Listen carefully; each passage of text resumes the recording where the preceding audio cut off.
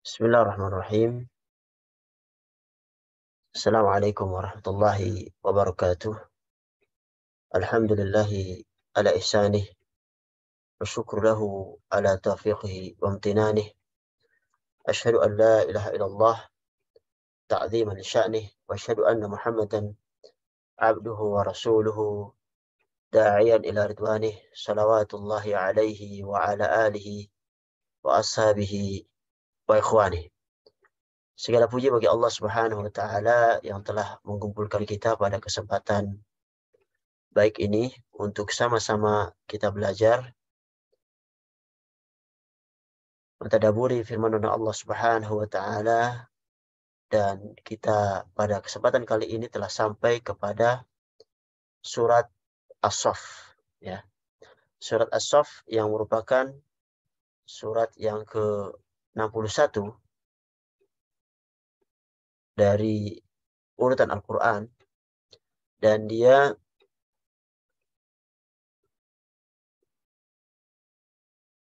mempunyai banyak nama. Di antara namanya adalah As-Saff, ada juga namanya dengan nama Al-Hawariyin, karena di dalamnya ada cerita Al-Hawariyun, yaitu yang setia kepada Nabi Isa alaihissalam. Ada juga dinamakan dengan surat Isa bin Maryam. Surat ini termasuk surat Madaniyah yang diturunkan setelah hijrahnya beliau Shallallahu Alaihi Wasallam ke Madinah, dan diturunkan secara komplit sebanyak 14 ayat.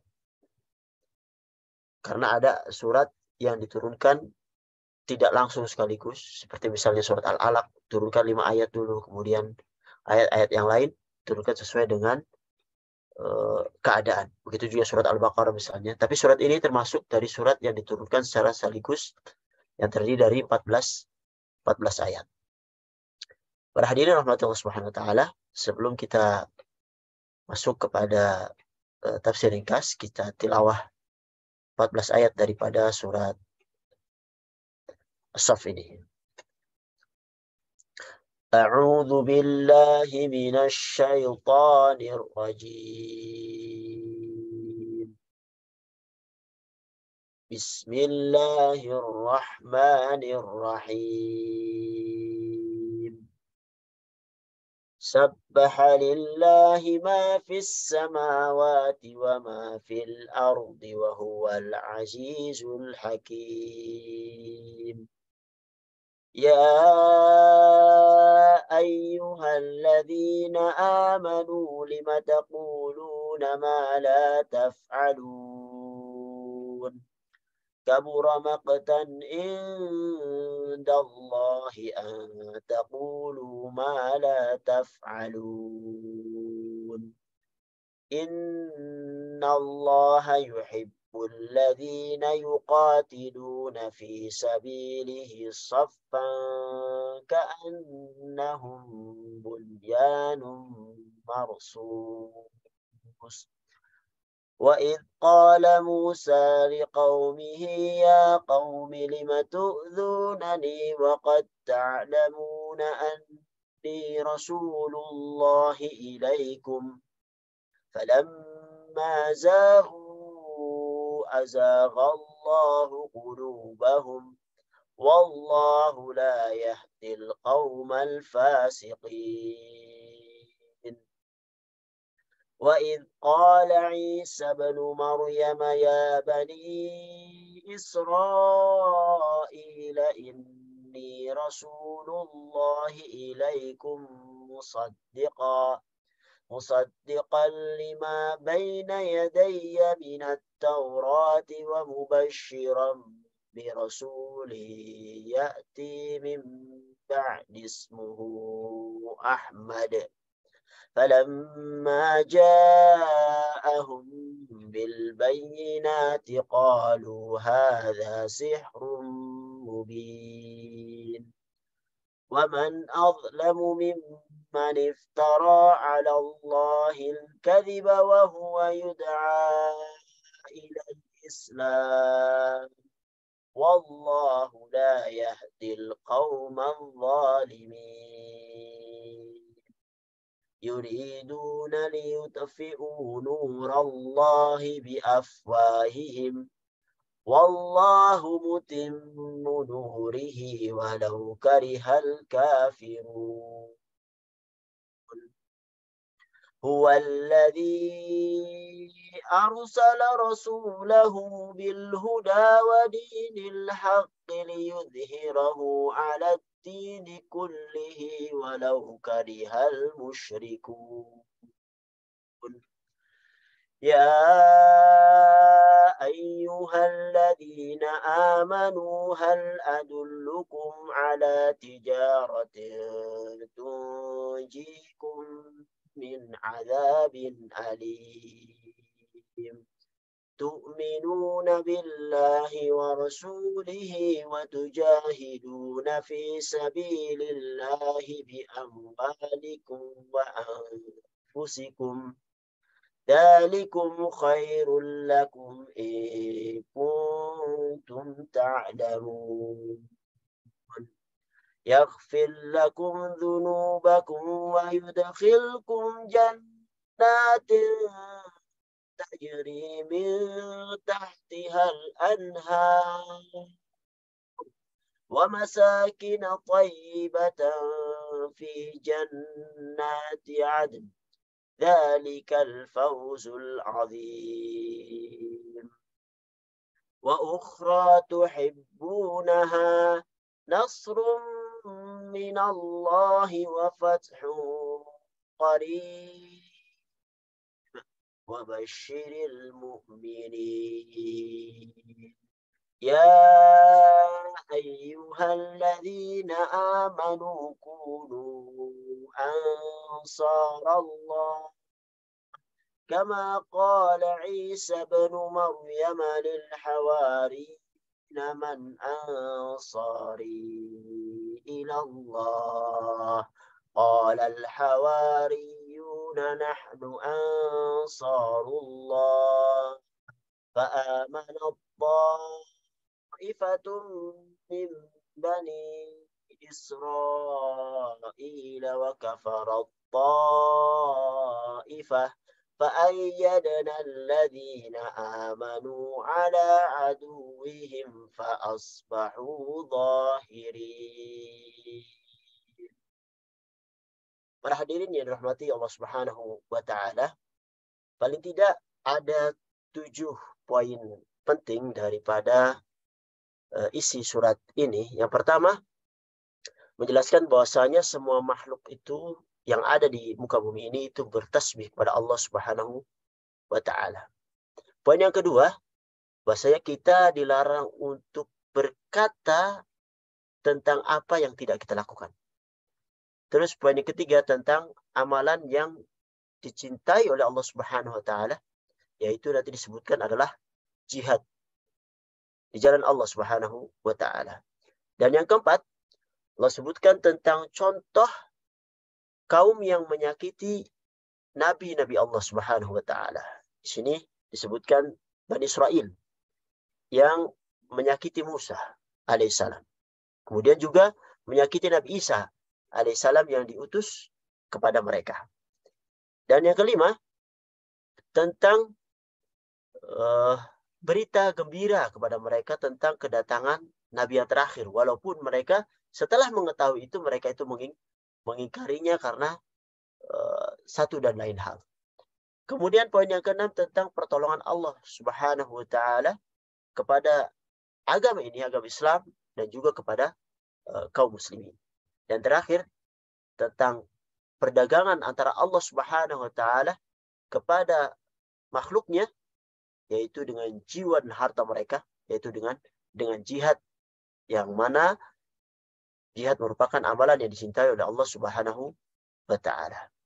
Para hadirin rahmati Allah Subhanahu wa Ta'ala, mari kita masuk ke ayat demi ayat yang ada di surat ini. Ayat pertama, Allah Subhanahu wa Ta'ala sebutkan sabbaha lillahi ma fis samawati wa ma fil ardi wa huwal azizul hakim. Bertasbih kepada Allah Subhanahu wa Ta'ala, yaitu telah bertasbih kepada Allah Subhanahu wa Ta'ala Ma fis samawati wa ma fil ardh. Apa yang ada di langit dan apa yang ada di bumi. Wa huwal azizul hakim. Dan Allah Subhanahu wa taala Maha perkasa lagi Maha bijaksana. Maha suci Allah Subhanahu wa taala dari segala macam kesyirikan. Maha suci Allah Subhanahu wa taala dari segala macam bentuk kekurangan. Sebagaimana telah kita ketahui bahwasanya benda yang ada di langit dan bumi itu ada dua macam. Benda-benda hidup dan benda-benda mati. Benda hidup seperti malaikat, jin, manusia, binatang, dan sebagainya. Ada benda mati seperti misalnya batu, pohon, dan lain sebagainya yang secara zahir mereka itu tidak dapat berbicara. Lalu bagaimana mereka itu bertasbih? Adapun yang berbicara, maka mereka bertasbih dengan bahasa mereka, meskipun kita tidak memahaminya. Sebagaimana firman Allah Subhanahu wa taala di Quran surat Al-Isra ayat 44, "Wa in min syai'in illa yusabbihu bihamdihi walakin la tafqahuna tasbihahum." Tidaklah sesuatu pun yang ada di langit dan yang ada di bumi melainkan mereka itu mentasbihkan Allah, hanya saja kalian itu tidak dapat memahami tasbih mereka. Demikian tasbihnya makhluk hidup. Mereka bertasbih sesuai dengan bahasa mereka masing-masing. Manusia bertasbih dengan bahasanya, hewan bertasbih dengan bahasanya, malaikat bertasbih dengan bahasanya, dan seterusnya. Adapun benda mati, maka para ulama menyebutkan bahwasanya mereka itu melakukan tasbih ad-dalalah, yaitu mereka orang-orang melihat benda-benda yang menakjubkan, misalnya melihat gunung yang tinggi atau yang semacamnya, maka orang-orang yang melihatnya itu mensucikan Allah Subhanahu wa taala, dan ini menunjukkan bahwasanya yang menciptakan adalah Zat yang maha sempurna yang jauh dari segala kekurangan dan segala aib. Ini disebut dengan tasbih ad-dalalah. Adapun yang pada benda hidup disebut dengan tasbih al-maqal, yaitu tasbih dengan ucapan. Namun pendapat ulama yang menyatakan bahwa benda mati itu melakukan tasbih ad-dalalah, yaitu ini kritis oleh Imam Al-Qurtubi rahimahullah. Beliau berpendapat bahwasanya yang benar adalah semua bertasbih dengan caranya. Jika benda mati tersebut melakukan tasbih ad-dalalah, maka ini menunjukkan bahwa tasbih juga, tasbih mereka itu bisa dipahami. Pada Allah Subhanahu wa taala berfirman, "Walakin la tafqahuna tasbihahum." Tetapi kalian tidak memahami tasbih mereka. Intinya, beliau rahimahullah itu lebih condong bahwasanya benda-benda mati memang mereka itu dapat bertasbih. Tetapi apa? Tasbih mereka itu tidak diketahui caranya oleh kita. Hal ini dikuatkan dengan apa yang kita dapati dalam hadis-hadis Nabi Shallallahu Alaihi Wasallam, yang mana benda-benda mati ini ada penisbatan kepada mereka. Seperti misalnya sabda beliau Shallallahu Alaihi Wasallam, "Uhud, jabalun yuhibbuna wa nuhibbuh." Ini adalah gunung Uhud, gunung yang kami cintai dan ia pun mencintai kami. Ini menunjukkan bahwasanya ada rasa cinta pada gunung Uhud. Namun bagaimana hakikat cinta gunung Uhud? Wallahu a'lam. Kita tidak mengetahui. Kisah lain misalnya, kisah Nabi Musa yang beliau mengejar batu yang berlari. Kemudian dikejar oleh Nabi Musa dan berkata, "Thawbi ya hajar, pakaianku wahai batu." Ini menunjukkan bahwasanya batu tersebut itu diajak bicara oleh Nabi Musa. Namun batu tersebut terus berjalan. Kisah yang lain misalnya, batang kurma yang ditinggalkan oleh Nabi Shallallahu Alaihi Wasallam sehingga ia menangis terisak-isak. Dan tangisnya itu bisa didengar oleh para sahabat. Begitu juga misalnya sebuah batu di Mekah yang menyalami Nabi Shallallahu Alaihi Wasallam sebelum beliau Shallallahu Alaihi Wasallam diangkat menjadi Nabi. Wallahu alam, intinya adalah benda-benda mati tersebut jika Allah berkehendak dapat bertasbih dengan cara yang Allah kehendaki. Namun kita tidak memahami bagaimana tasbih mereka itu. Adapun tasbih yang maknanya adalah mensucikan Allah dari segala kekurangan dan dari segala aib dan sifatnya dalam segala perbuatannya, karena Allah Subhanahu wa taala itu maha sempurna. Maha sempurna dari seluruh sifatnya maupun dalam perbuatannya, dan semuanya itu dibangun di atas hikmah yang sempurna.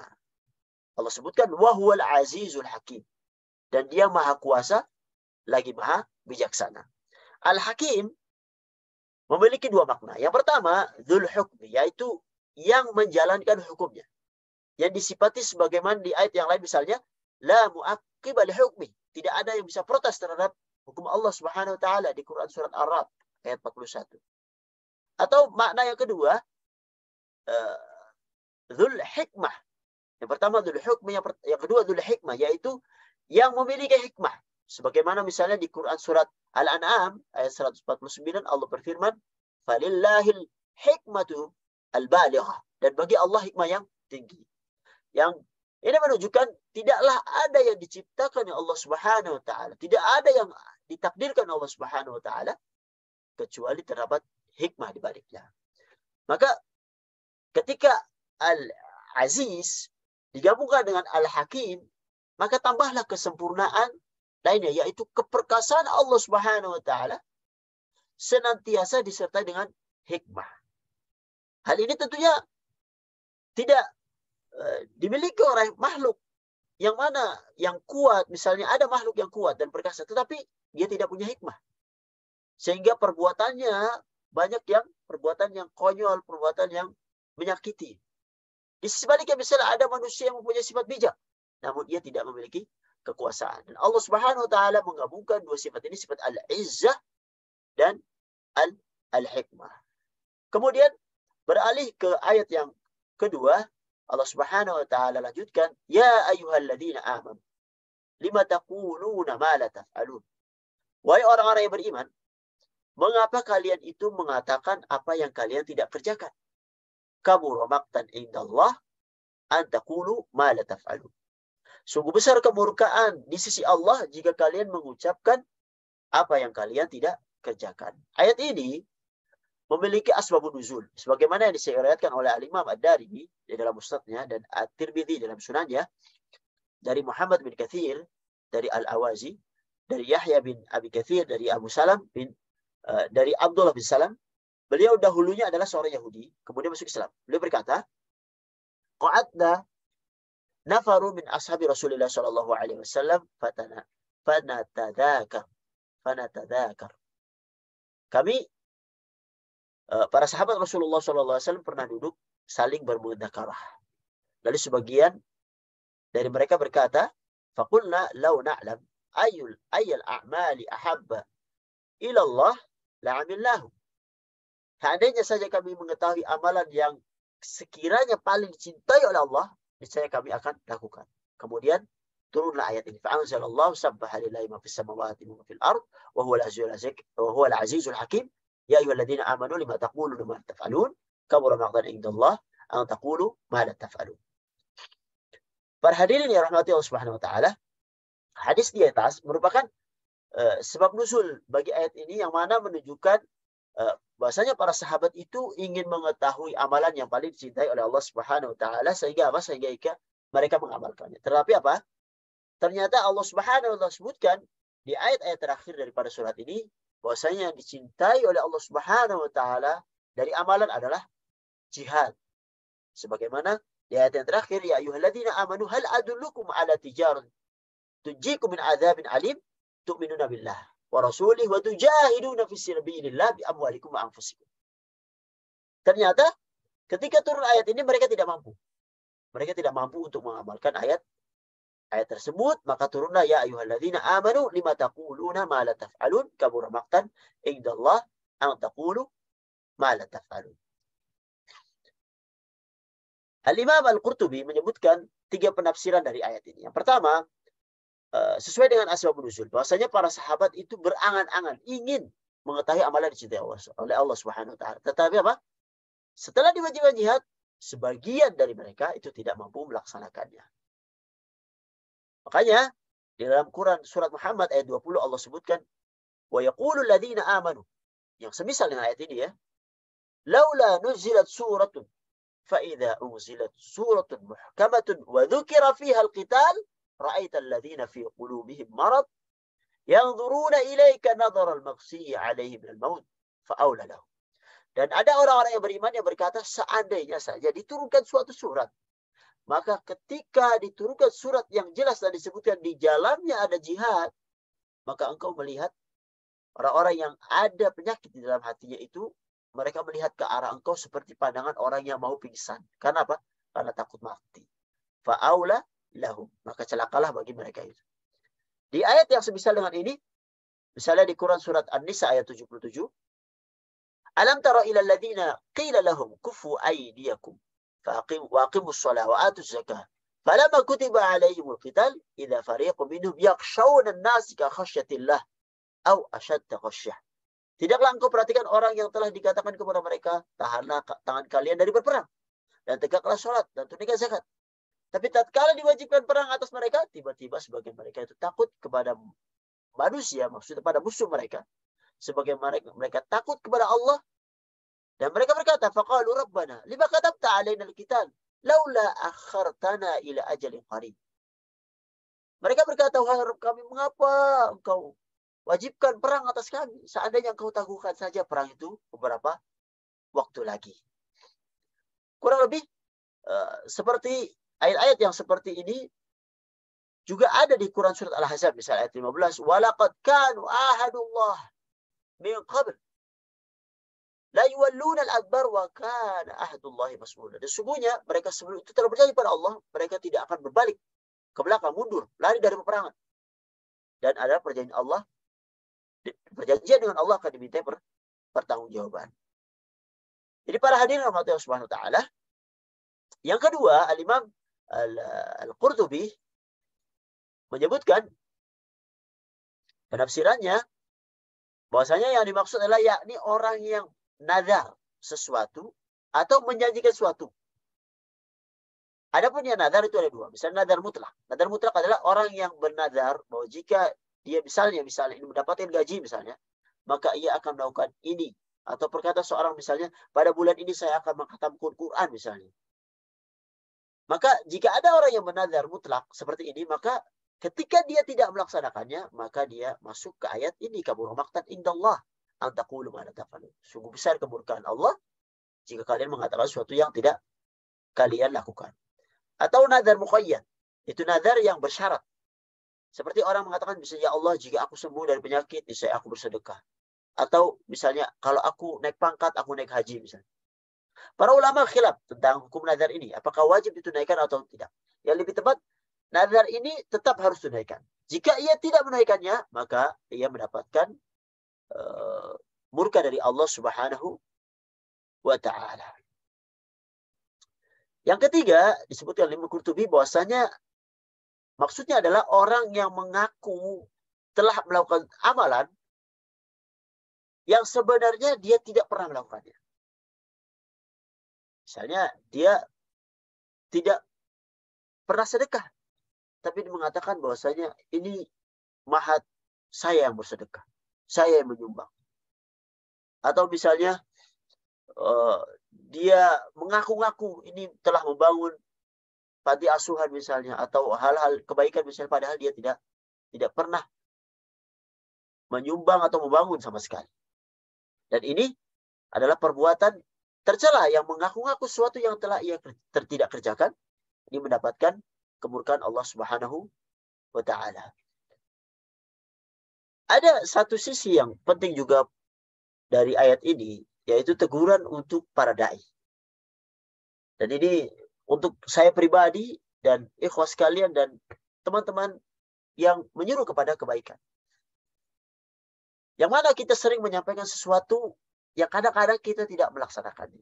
Oleh karenanya, ada sebagian salaf yang bernama Ibrahim An-Nakhai. Beliau berkata, "Thalathu ayat mana'atni an aqussa 'ala nas." Ada 3 ayat yang menghalangiku untuk menyampaikan sesuatu kepada manusia. Yang pertama, ayat atamuruna an-nasa bil birr wa tansawna anfusakum wa antum tatluna al-kitab.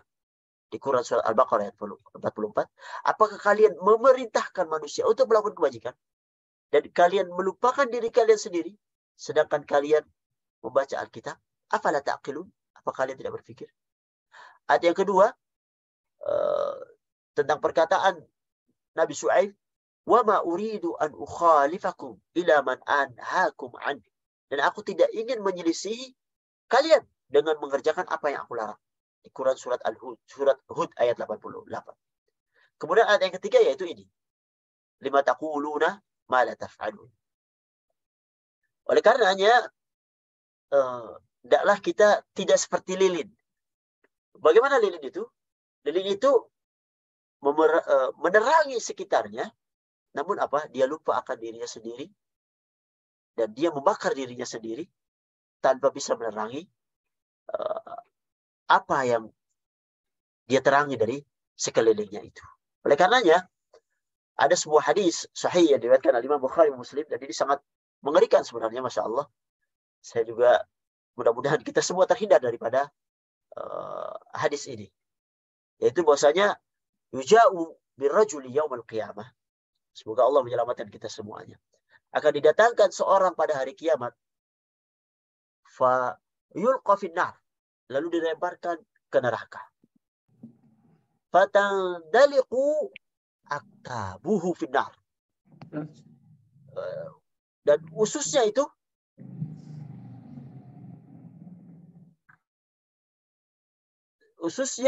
itu terburai di neraka. Tercerai-berai. Fayaduru kama yadurul himar. Ia pun berputar sebagaimana keledai yang berputar biraha. Jadi di penggilingan gandum. Fayastami'u ahlun. Kemudian para penghuni neraka itu mengelilingi lalu berkata, fayaqulun, ay fulan, ma sya'nuk? Wahai fulan, kenapa engkau di sini? Alaysa kunta ta'muruna bil ma'ruf wa tanhana 'anil munkar? Bukankah engkau dahulu itu memerintahkan yang ma'ruf kepada kami dan melarang kami dari kemungkaran? Maka ia pun menjawab, kuntu amurukum bil ma'ruf wa la ati wa anhaakum 'anil munkar fa ati. Dahulu aku itu memerintahkan kepada kalian yang ma'ruf, namun aku tidak melakukannya. Dan aku melarang dari kalian yang mungkar, sedang aku melakukannya. Maka di sini merupakan peringatan yang sangat kuat ya kepada para dai dan orang-orang yang menyuruh kepada kebaikan, baik di dunia nyata atau untuk medsos misalnya. Dan ini baik, tapi kita harus ingat juga, harus kita laksanakan semampu kita. Bertekad untuk melakukan apa yang kita serukan dan memperbanyak istighfar. Mudah-mudahan Allah Subhanahu wa taala mengampuni kita. Oleh karenanya, ada seorang penyair berkata, la tanha an khuluqin wa ta'ti mithlahu. 'Arun 'alaika idza fa'alta 'azimu. Janganlah engkau larang dari suatu akhlak sedangkan engkau melakukan yang semisalnya. 'Arun 'alaik, sungguh aib yang besar bagimu jika engkau melakukan hal tersebut. Para hadirin yang dirahmati Allah Subhanahu wa taala, kemudian Allah lanjutkan, innallaha yuhibbul ladzina yuqatiluna fi sabili saffa ka'annahum bunyanun marsus. Sesungguhnya Allah mencintai orang-orang yang berperang di jalannya dalam keadaan bersaf, seakan mereka itu bunyanun marsus, seperti bangunan yang kokoh. Dan perang di zaman dahulu itu tidak seperti zaman sekarang ya. Mereka itu berperang saling berhadapan-hadapan secara langsung. Jadi saf lawan saf. Dan Nabi di antara kebiasaannya itu sebelum berperang mengatur para sahabat dalam saf. Jika ada yang maju sedikit, perintahkan untuk diratakan dan diluruskan. Supaya mereka itu tidak berpecah belah di dalam berperang. Tentu di zaman sekarang berbeda ya. Zaman sekarang berperang satu saf maksudnya adalah satu kesatuan. Tidak bercerai-berai. Berperang dengan satu bendera. Dan bukan bendera-bendera yang banyak yang membuat berpecah belah. Wala tanaza'u fatabshalu wa tadhhaba rihukum. Quran surah Al-Anfal ayat 46. Janganlah kalian itu berpecah belah. Sehingga apa? Menjadi lemah dan hilang kekuatan kalian. Sebagaimana di zaman ini, di mana kaum muslimin itu berperang misalnya melawan kafir. Maka harus satu bendera. Biar kuat. Tidak banyak bendera sehingga berselisih. Bahkan yang lebih menyakitkan, di antara bendera-bendera kaum muslimin itu saling berperang. Memperjuangkan bendera sendiri. Tentunya ini menyebabkan kelemahan kaum muslimin. Oleh karena itu, para ulama menjelaskan bahwasanya di antara saat berjihad adalah dipimpin oleh seorang pemimpin. Harus ada pemimpin. Baik itu pemimpin baik atau pemimpin yang kurang baik. Tapi harus ada pemimpin. Karena tidak mungkin keberhasilan itu tercapai kecuali dengan pemimpin dan mengumpulkan seluruh kekuatan. Dan cerai-berai itu membuat pasukan menjadi kalah. Jadi harus ada satu kesatuan bersatu padu dalam rangka memenangkan peperangan. Para hadirin yang dirahmati oleh Allah Subhanahu wa taala, intinya adalah persatuan dalam peperangan itu sangat dibutuhkan. Saffan ka'annahu bunyanun marsus. Mereka itu satu saf, seakan mereka itu bangunan yang kokoh. Kemudian cerita beralih kepada penyebutan kisah-kisah umat terdahulu. Kisah Nabi Musa, kisah umatnya Nabi Isa, yang seakan-akan ada teguran terhadap kaum muslimin untuk tidak bersikap seperti sikap kaum Nabi Musa dan kaum Nabi Isa. Apa itu? Allah sebutkan, wa idh qala Musa liqaumihi ya qaumi lima tu'dzunani wa qad ta'lamuna anni rasulullah ilaikum. Dan ingatlah tatkala Musa berkata kepada kaumnya, wahai kaumku, mengapa kalian itu menyakitiku? Sedangkan kalian itu sungguh telah tahu bahwasanya aku itu adalah Rasul kepada kalian. Falamma zaghu azaghallahu qulubahum. Maka ketika mereka menyimpang, Allah biarkan hati menyimpang. Wallahu la yahdil qauman fasiqin. Dan Allah tidak memberi petunjuk kepada orang-orang yang fasik. Kaum Nabi Musa itu mereka menyakiti Nabi Musa dengan perkataan, dengan perbuatan. Padahal mereka mengetahui bahwasanya Nabi Musa itu adalah Rasul Allah Subhanahu wa taala. Dan ini adalah akhlak yang kurang baik dari para Bani Israel. Para ulama menyebutkan di antara gangguan kaumnya kepada Nabi Musa, mereka menuduh Musa itu dengan sebutkan terkena penyakit paras. Penyakit yang ada pada kulit. Yang mana ini tuduhan yang sangat luar biasa ya. Yang mana Bani Israel itu memiliki kebiasaan mandi bersama. Dan mereka saling melihat satu dengan yang lainnya. Dan ini diperbolehkan di syariatnya Nabi Musa. Dan Nabi Musa adalah seorang yang pemalu sehingga dia mandi sendiri. Dan sehingga kaumnya menuduh Nabi Musa dengan yang tidak-tidak. Bahkan menyebut bahwasanya Nabi Musa itu mempunyai penyakit kulit. Bahkan dia mengatakan penyakit pada kemaluannya. Dan ini sehingga dia tidak mau mandi bersama dengan mereka. Dan ini sungguh menyakiti Nabi Musa alaihissalam. Di Quran surat Al-Ahzab ayat 69 Allah sebutkan, ya ayyuhalladzina amanu la takunu kalladzina adaw Musa. Wahai orang-orang yang beriman, janganlah kalian itu seperti orang-orang yang menyakiti Nabi Musa. Fabarra'ahu Allahu mimma qalu wa kana indallahi wajiha. Dan Allah pun membebaskan dia dari tuduhan yang mereka ucapkan. Dan dia, yaitu Nabi Musa, yaitu memiliki kedudukan yang terhormat di sisi Allah Subhanahu wa ta'ala. Yang kisahnya ada disebutkan oleh Imam Bukhari Muslim dalam sahih mereka berdua. Bahwasanya ketika Nabi Musa itu sedang mandi sendiri, lalu beliau meletakkan baju di atas batu. Kemudian batu tersebut lari ke area lokasi mandinya kaum Bani Israel. Maka Musa mengejarnya sambil berkata, "Thawbi ya hajar." Bajuku wahai batu. Sehingga Bani Israel melihat Nabi Musa ternyata beliau gagah dan tidak memiliki aib seperti yang mereka tuduhkan. Dan pada batu itu terdapat bekas pukulan dari Nabi Musa. Karena pukulan beliau itu sangatlah kuat. Di tempat yang lain, mereka menyakiti Nabi Musa yang di saat mereka itu dikejar oleh Firaun dan mereka telah sampai di tepian Laut Merah, mereka berkata, "Inna lamudrakun." Sesungguhnya kita ini akan tertangkap. Disebutkan di Quran surah Asy-Syura ayat 61.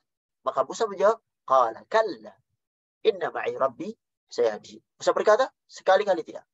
Sungguhnya bersamaku ada Rabbku yang akan memberi petunjuk kepadaku. Di tempat yang lain, mereka mengganggu Nabi Musa ketika mereka diperintahkan untuk berjihad. Apa mereka katakan? Allah sebutkan di Quran surat Al-Maidah ayat 64, "Fadhhab anta wa rabbuka faqatila inna hauna qa'id." Pergilah engkau dengan Rabbmu dan berperanglah. Sesungguhnya kami akan di sini duduk saja. Subhanallah. Para hadirin yang dirahmati oleh Allah Subhanahu wa ta'ala. Oleh karenanya ketika Nabi SAW mendapatkan perlakuan tidak baik dari sahabatnya ketika beliau membagikan ghanimah, dan mereka berkata kepada Nabi SAW, "Wallahi inna hadhihi laqismatun ma udila fiha wa ma urida fiha wajhullah." Demi Allah, pembagian ini tidak adil, tidak mengharapkan wajah Allah. Maka ketika ini sampai pada Nabi SAW bersabda, "Faman ya'dilu illa ya'dil Allah wa rasuluh." Siapa yang berlaku adil jikalau Allah dan Rasulnya tidak adil? Lalu beliau lanjutkan, "Yarhamullahu Musa. Qad udhiya bi aktsara min hada fasabar." Semoga Allah merahmati Nabi Musa. Sungguh ia telah diganggu lebih banyak daripada ini, tapi dia bersabar. Oleh karenanya Allah sebutkan, "Falamma zaghu azaghallahu qulubahum. Wallahu la yahdil qawmal fasiqin." Maka ketika mereka menyimpang, maka Allah biarkan hati-hati mereka menyimpang. Allah tidak memberi petunjuk kepada orang-orang fasik. Jadi al-jaza'u min jinsil amal. Balasan itu sesuai dengan jenis perbuatan itu sendiri. Jadi ketika mereka menyimpang, menyakiti Nabi Musa SAW, mereka tidak turut kepada syariat yang beliau bawa, bahkan mereka berkata dengan kata-kata yang tidak layak, maka Allah Subhanahu wa taala biarkan hati-hati mereka menyimpang karena Allah tidak memberi petunjuk kepada orang-orang yang fasik. Para hadirin yang dirahmati Allah Subhanahu wa taala, begitu pun kebalikannya, ketika orang memilih jalan petunjuk, maka Allah akan tambahkan petunjuk kepadanya. Walladzina tadaw zadahum hudaw wa atahum taqwahum. Quran surat Muhammad ayat 17.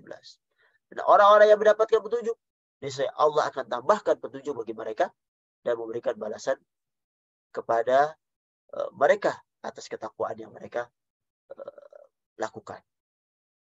Oleh karenanya, orang-orang berusaha mencari hidayah, maka Allah tambahkan hidayah kepadanya.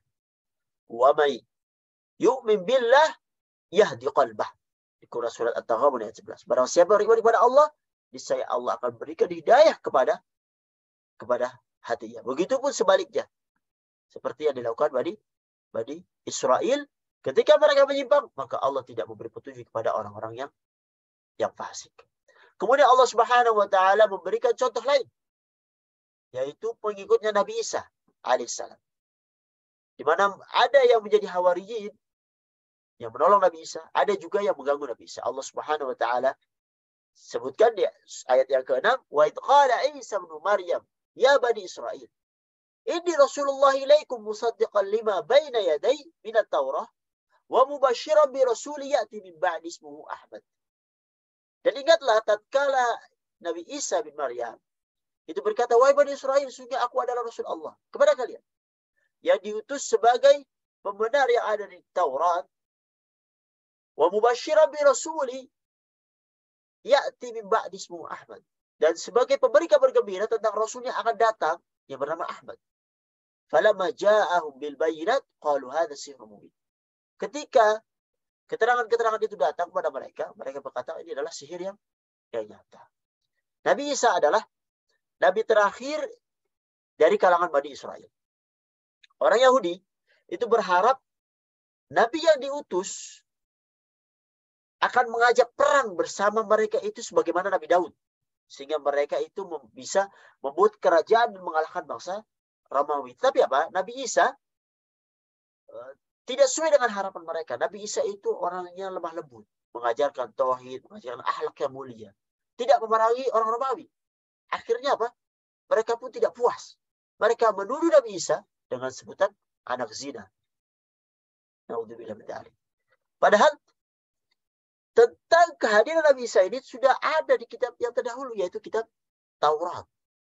Bahkan Nabi Isa mubasysyiran bi rasulin ya'ti min ba'di ismuhu Ahmad, memberi kabar gembira ada Rasul setelahku yang bernama Ahmad, yaitu Nabi Muhammad SAW yang datang membawa bukti-bukti yang nyata. Sehingga mereka itu tidak beriman kepada Nabi Isa. Dan hanya sedikit yang beriman semasa hidup beliau alaihissalam. Pada ayat ini Nabi Isa mengabarkan bahwasanya sepeninggal beliau akan datang seorang nabi yang bernama Ahmad yang mengabarkan adanya uh, Nabi Muhammad yang akan diutus di akhir zaman. Itu bukan Nabi Isa saja. Tapi nabi-nabi yang terdahulu juga mengabarkan akan ada nabi yang terakhir bernama Nabi Muhammad Sallallahu Alaihi Wasallam. Dan penamaan Ahmad di ayat ini disebutkan di dalam hadis bahwasanya nama-nama beliau Sallallahu Alaihi Wasallam itu banyak. Dan di antaranya adalah Ahmad ini. Beliau Sallallahu Alaihi Wasallam bersabda, li khamsatu asma. Aku memiliki 5 nama. Ana Muhammad, aku itu Muhammad. Wa Ahmad, aku Ahmad. Wa ana al-mahi alladhi yamhullahu bihi al-kufr. Aku adalah al-mahi yang Allah menghapuskan kekufuran dengan keberadaan. Wa ana al-hashir, dan aku adalah hashir alladhi yuhsyaru nasu ala qadami, yang mana manusia itu dikumpulkan di bawah kakiku. Wa ana al-aqib. Nah, aku adalah aqib. Aqib adalah nabi yang terakhir. Dan hadis ini menunjukkan bahwasanya di antara nama Nabi Muhammad SAW adalah Ahmad. Karena apa? Karena beliau adalah manusia yang paling banyak memuji Allah Subhanahu wa taala. Dan di antara para nabi dan rasul maupun seluruh manusia, beliau adalah yang paling banyak memuji Allah Subhanahu wa taala di setiap keadaan. Salatnya sangat panjang. Beliau selalu berzikir. Dan sifat beliau sallallahu alaihi wasallam adalah hamba yang banyak memuji Allah Subhanahu wa taala, oleh karena ia disebutkan dengan nama Ahmad. Kemudian Allah lanjutkan, "Wa man adlamu mimman iftara 'ala Allahi al-kadhiba wa huwa yud'a ila al-Islam, wallahu la yahdi al-qauma adh-dhalimin." Dan siapakah yang lebih zalim daripada orang-orang yang mengadakan kedustaan atas nama Allah sedangkan ia telah diseru kepada Islam? Allah tidak memberi petunjuk kepada orang-orang yang zalim. Para ulama menjelaskan bahwasanya ayat ini menjelaskan tentang Bani Israel adalah orang yang paling zalim. Karena apa? Karena mereka aslinya itu mengetahui akan kebenaran Nabi Muhammad SAW. Karena telah disebutkan di dalam Taurat dan Injil. Oleh karenanya, ketika Heraklius bertemu dengan Abu Sufyan, dia bertanya tentang Nabi, dan Abu Sufyan menjelaskan tentang sifat-sifat Nabi tadi. Kemudian dia berkata, fa in kana ma taqulu haqqan, jika apa yang kamu katakan itu benar, fasayamliku mawdi'a qadamiya hatai, maka dia, Nabi Muhammad SAW, akan menguasai singgasanaku ini.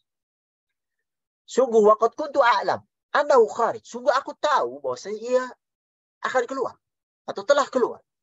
Lam akun adzun annahu minkum, akan tapi aku tidak menduga bahwasanya itu berasal dari bangsa kalian, yaitu bangsa Arab. Falau anni a'lam anni akhlusu ilaih latajashamtu liqa'ahu walau kuntu indahu laghasaltu an qadami. Kalau seandainya aku tahu aku bisa bertemu dengannya, tentu aku akan berusaha keras untuk bertemu dengannya. Jika aku berada di sisinya, tentu aku akan mencuci kakinya. Ini menunjukkan bahwasanya kaum Yahudi, kaum Nasrani, mereka mengetahui adanya Nabi terakhir Muhammad Sallallahu Alaihi Wasallam. Tapi apa? Ternyata ketika mereka mengetahui bahwasanya itu dari bangsa Arab, maka timbullah rasa hasad di dalam hati mereka, sehingga mereka mendustai beliau Sallallahu Alaihi Wasallam dan berlaku zalim. Padahal Allah, wallahu la yahdil qaumadh dhalimin, Allah tidak memberi petunjuk kepada orang yang zalim, orang yang mengetahui tentang hakikat kebenaran, kemudian berdusta atas nama Allah Subhanahu wa taala, bahkan memerangi Nabi yang Allah Subhanahu wa taala utus ini. Kemudian Allah lanjutkan, yuriduna liyutfi'u nurallah biafwahihim wallahu mutimmu nurihi walau karihal kafirun. Mereka itu hendak memadamkan cahaya Allah dengan mulut-mulut mereka, sedangkan Allah pasti akan menyempurnakan cahayanya walaupun orang-orang kafir itu membencinya. Ayat ini menggambarkan bahwasanya Bani Israel itu ingin mencela Nabi SAW dengan lisan mereka. Begitu pula orang-orang musyrik. Mereka mencela Nabi Muhammad SAW. Dan kita melihat betapa banyak orang-orang Nasrani, orang-orang Yahudi, mereka mencela Nabi Muhammad SAW. Mereka membuat karikatur-karikatur. Mereka membuat film-film yang bisa yang ditujukan untuk mencela beliau SAW. Tapi Allah Subhanahu wa taala sebutkan bahwasanya usaha mereka akan sia-sia. Wallahu mutimmu nuri. Bahkan Allah akan menyempurnakan cahayanya. Bahkan kita bisa menyaksikan di negeri-negeri kafir, orang-orang Islam, orang-orang kafir itu berbondong-bondong masuk Islam. Bahkan ketika agama Islam ini dituduh dengan hal-hal yang tidak baik, dilecehkan, dihina, bahkan kebalikannya, orang semakin ingin mengetahui Islam itu seperti apa, mereka belajar Islam dari asalnya, akhirnya mereka malah masuk Islam. Itu di negeri-negeri kafir. Dan kita sangat sedikit di negeri-negeri Islam yang murtad. Kalau mereka benar-benar keislaman, yang mereka akan tetap kepada keislaman yang Allah Subhanahu wa taala berikan kepada mereka. Mereka mengejek, mereka menghina, tapi Allah Subhanahu wa taala memuliakan agama ini, menolong agama ini, bahkan menjadikan mereka, bahkan orang mengejek itu bisa masuk kepada cahaya yang Allah Subhanahu wa taala turunkan ke muka bumi ini, yaitu cahaya Islam. Walau karihal kafir, walau orang-orang kafir itu membenci. Ini adalah dalil yang jelas bahwasanya tersebarnya Islam itu membuat orang kafir itu menjadi jengkel, menjadi benci, menjadi tidak suka. Mereka menduga dengan ketidaksukaan mereka, kebencian mereka kepada Islam, menjadi penyebaran Islam itu menjadi tidak kuat. Bahkan sebaliknya, dakwah semakin tersebar, semakin menyebar di muka bumi ini. Oleh karenanya Allah Subhanahu wa taala lanjutkan, huwallazi arsala rasulahu bil huda wa dinil haq liyudhhirahu 'ala ad-dini kulli walau karihal musyrikun. Dialah yang telah mengutus Rasulnya dengan petunjuk dan agama yang benar agar memenangkan di atas seluruh agama meskipun orang-orang musyrik itu membencinya. Ayat ini mengisyaratkan bahwasanya jika kita ingin unggul, maka disyaratkan untuk memiliki ilmu yang bermanfaat dan memiliki agama yang lurus, yaitu berupa amalan saleh. Dan makna unggul disebutkan para ulama ada dua pendapat. Yang pertama, bahwasanya agama Islam adalah agama yang unggul dari agama-agama lainnya, yaitu dengan hujah-hujah dan bukti-bukti yang nyata, yang tidak ada hujah dalam agama Islam yang bisa dikalahkan oleh agama-agama lain. Yang mana agama lain itu kontradiksi, tidak logis, penuh dengan kesyirikan, tapi agama Islam tidaklah seperti itu. Makna yang kedua, bahwasanya menang secara total. Dan itu terjadi pada hari kiamat, yaitu ketika Allah Subhanahu wa taala memutus Nabi Isa ke muka bumi ini, yang sekarang Nabi Isa diangkat. Nanti pada hari kiamat Nabi Isa akan diturunkan, dan disebutkan di dalam riwayat Sahih Muslim bahwasanya wallahi, demi Allah, Isa bin Maryam akan turun sebagai hakim yang adil. Lalu beliau akan memecahkan salib, membunuh babi, menghilangkan jizyah, dan onta-onta yang disenangi itu akan ditinggalkan sehingga tidak ada lagi yang berusaha untuk mencarinya. Dan akan dihilangkan kebencian, saling benci dan hasad dihilangkan Allah Subhanahu wa taala. Serta akan ada yang menyeru ketika untuk mengambil harta, namun fala yaqbaluhu ahad. Tidak ada yang mau menerima harta. Maksudnya saat itu adalah kemakmuran yang sangat luar biasa, harta yang melimpah sehingga orang-orang itu saling memiliki semuanya, tidak berkecukupan semuanya, tidak perlu dengan harta yang dibagi-bagi itu. Para hadirin yang rahmati Allah Subhanahu wa taala, kemudian ayat yang ke-10 Allah Subhanahu wa taala menyebutkan tentang perdagangan antara Allah Subhanahu wa taala dengan makhluknya, ya perdagangan yang sangat bisa menyelamatkan mereka dari azab yang pedih. Ya ayyuhalladzina amanu, wahai orang-orang yang beriman, hal adullukum ala tijaratin tunjikum min adzabin alim. Maukah aku tunjukkan kepada kalian sebuah perniagaan yang dapat menyelamatkan kalian dari azab yang pedih? Tentunya yang namanya perdagangan adalah orang yang melakukan jual beli dalam rangka mendapatkan keuntungan. Maka Allah Subhanahu wa taala berfirman dalam ayat ini, maukah kalian aku tunjukkan perdagangan yang menguntungkan, yang mana hasilnya adalah selamat dari azab neraka. Maka tentunya orang yang mendengar ayat ini bertanya, apa sih perdagangan itu? Perdagangan yang penuh dengan keuntungan itu, yang bisa menyelamatkan mereka dari azab neraka. Kemudian Allah lanjutkan, tu'minuna billah wa rasulihi. Kalian beriman kepada Allah dan Rasulnya, wa tujahiduna fi sabilillah bi amwalikum wa anfusikum.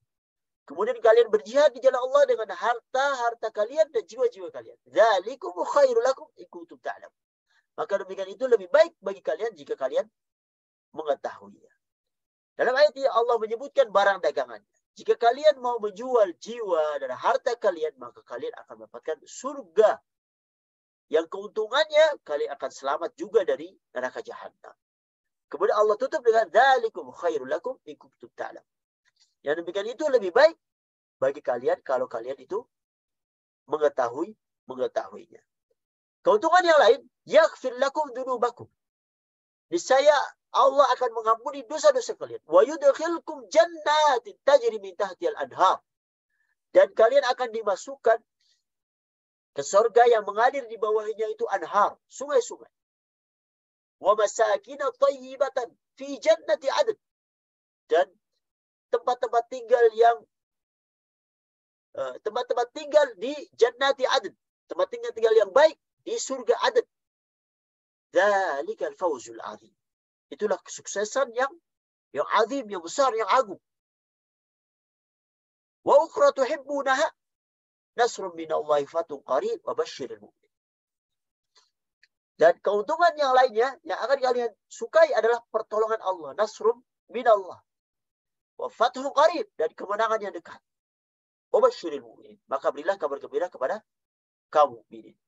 Dalam ayat ini Allah menambahkan orang berjihad dengan orang yang berdagang.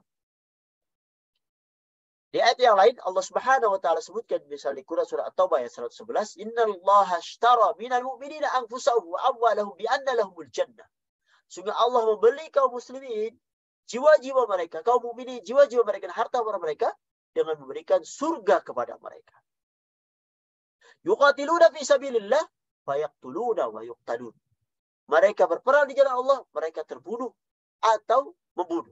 Mereka membunuh atau terbunuh. Wa'dan alaihi haqqan fit Taurat wal Injil wal Quran.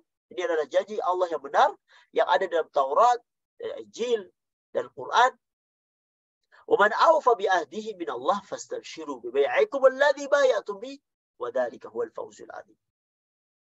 Dan barang siapa yang dan waman awfa bi ahdi min Allah, dan siapakah yang lebih menepati janjinya daripada Allah, maka bergembiralah dengan jual beli yang kalian telah lakukan, dan inilah kemenangan yang besar. Para hadirin yang rahmati Allah Subhanahu wa taala. Surga adalah sesuatu yang diharapkan oleh setiap orang yang beriman kepada Allah Subhanahu wa taala, dan ini adalah barang dagangan yang mahal. Oleh karenanya beliau sallallahu alaihi wasallam menyebutkan ala inna sil'atallahil ghaliyah. Ketahuilah bahwasanya barang dagangan Allah itu mahal. Ala inna sil'atallahi al-jannah. Ketahuilah bahwasanya barang dagangan Allah itu adalah surga. Maka karena ini sesuatu yang mahal, sesuatu yang mulia, maka harus dikeluarkan juga sesuatu yang berharga dari kita. Oleh karenanya di dalam sebuah hadis, khuffatil jannatu bil makarih. Surga dikelilingi dengan hal yang tidak disukai. Seperti jihad misalnya. Tidak disukai karena kehilangan harta, kehilangan jiwa.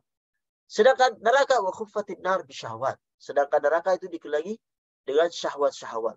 Oleh karenanya orang yang hendak memilih surga, maka dia harus siap, bersabar untuk melewati hal-hal yang tidak ia sukai. Karena mengharapkan ridho Allah Subhanahu wa taala, itu dimasukkan surganya Allah Subhanahu wa taala yang penuh dengan kenikmatan. Kemudian ayat terakhir Allah Subhanahu wa taala sebutkan pada ayat yang ke-14 tentang Hawariyun, tentang orang-orang yang menjadi pengikutnya Nabi Isa alaihissalam. Ya ayyuhalladzina amanu kunu ansarallah. Wahai orang-orang beriman, jadilah kalian itu penolong Allah. penolong agama Allah. Kama qala Isa bin Maryam lil hawariyin, man ansari ila Allah. Seperti perkataan Nabi Isa kepada hawariyin, yaitu pengikut beliau, siapakah di antara kalian yang menjadi penolongku kepada jalan Allah Subhanahu wa taala? Qala hawariyun, nahnu ansarullah. Hawari berkata, kami adalah penolong agama Allah. Fa'amanat ta'ifatu min Bani Israel wa kafarat ta'ifah. Lalu ada sebagian Bani Israel yang beriman, ada sebagian lain yang kufur. Fa'ayyadna alladhina amanu ala aduwwihim fa'asbahu dhahirin. Dan kami kuatkan orang-orang yang beriman atas musuh-musuh mereka, sehingga mereka, yaitu kaum-kaum beriman, jadi orang yang menang.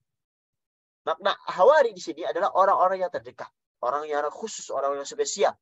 Dan setiap para nabi itu mempunyai orang khusus.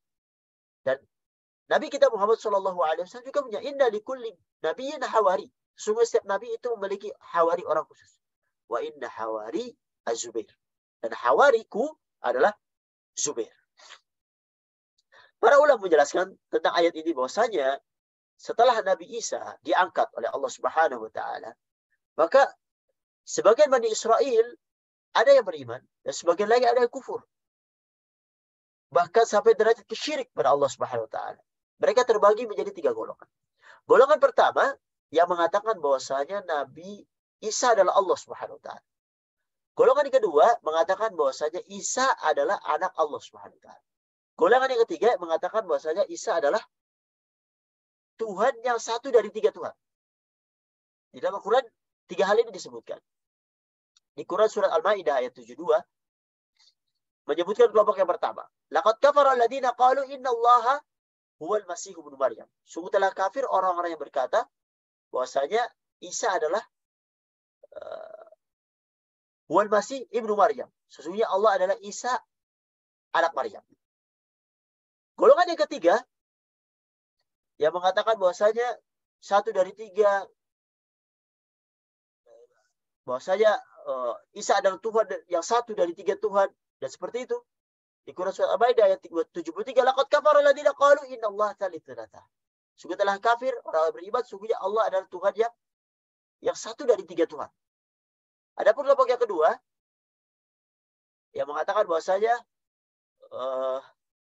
Isa adalah anak Allah. Allah sebutkan di Quran surat Maryam ayat 88, wa qalu ittakhadha ar-rahman walada. Laqad ji'tum syai'an idda. Dan mereka orang kafir berkata, Ar-Rahman telah mengangkat anak laki-laki. Sungguh kalian telah mendatangkan perkara yang sangat mungkar. Maka mereka ini kelompok-kelompok yang menjadi kufur setelah Nabi Isa diangkat. Kemudian Allah Subhanahu wa taala lanjutkan kelompok yang beriman, fa ayyadna alladziina aamanu ala aduwwihim fa asbahu dhahirin. Dan kami kuatkan orang-orang yang beriman atas musuh mereka sehingga mereka adalah kaum yang menang. Yaitu Allah menangkan orang-orang yang beriman dengan hujjah di kala itu. Dan mereka bisa menang melawan orang-orang kafir. Bahkan hal ini masih berlaku hingga hari ini. Barang siapa yang beriman, barang siapa yang mengimani Allah Subhanahu wa taala dan Rasulnya, maka mereka akan mampu melawan hujjah-hujjah orang-orang yang melakukan kesyirikan. Secara hujjah mereka akan menang. Mereka akan zahirin. Allah Subhanahu wa taala akan menolong mereka sehingga mereka menjadi orang-orang yang menang. Walaupun berbagai macam senjata yang dimiliki oleh musuh, mereka akan menang. Baik menang di dunia dengan mendapatkan ghanimah, mendapatkan terima kebenaran dan segala halnya, atau menang di akhirat mereka terbunuh dalam keadaan syahid di jalan Allah Subhanahu wa taala. Para hadirin yang rahmati Allah Subhanahu wa taala, inilah tafsir ringkas daripada surat As-Saff yang kita ambil pada hari ini, yang menjelaskan kepada kita tentang hal-hal yang seharusnya kita perbuat, yaitu menolong agama Allah Subhanahu wa taala. Karena ganjarannya sangat luar biasa, yang bahwasanya Allah Subhanahu wa taala akan memasukkan kita kepada surganya Allah Subhanahu wa taala. Dan perdagangan ini perdagangan yang butuh kekuatan yang super, butuh kesabaran yang luar biasa. Karena ini membutuhkan hal-hal yang paling kita sukai, paling kita miliki, paling berharga bagi kita, yaitu harta dan jiwa kita. Kita perjuangan di jalan Allah Subhanahu wa taala untuk mendapatkan apa yang Allah Subhanahu wa taala janjikan kepada orang-orang yang beriman, yaitu surganya yang penuh dengan kenikmatan. Mudah-mudahan Allah Subhanahu wa taala menguatkan kita, memilih kita, memberi taufik dan hidayah kepada kita untuk menjadi penolong agama-agama ini dengan berusaha untuk menyampaikan kebenaran dan berusaha untuk melakukan apa yang telah kita sampaikan. Mudah-mudahan Allah Subhanahu wa taala menolong kita dalam hal yang Allah Subhanahu wa taala ridhai. Inilah yang bisa kami sampaikan pada kesempatan yang berbahagia ini. Apabila ada benarnya, itu datangnya dari Allah Subhanahu wa taala. Apabila banyak salahnya, datangnya dari kami pribadi. Hada wa sallallahu ala Muhammad wa ala alihi wa sahbihi wasallam. Assalamualaikum warahmatullahi wabarakatuh.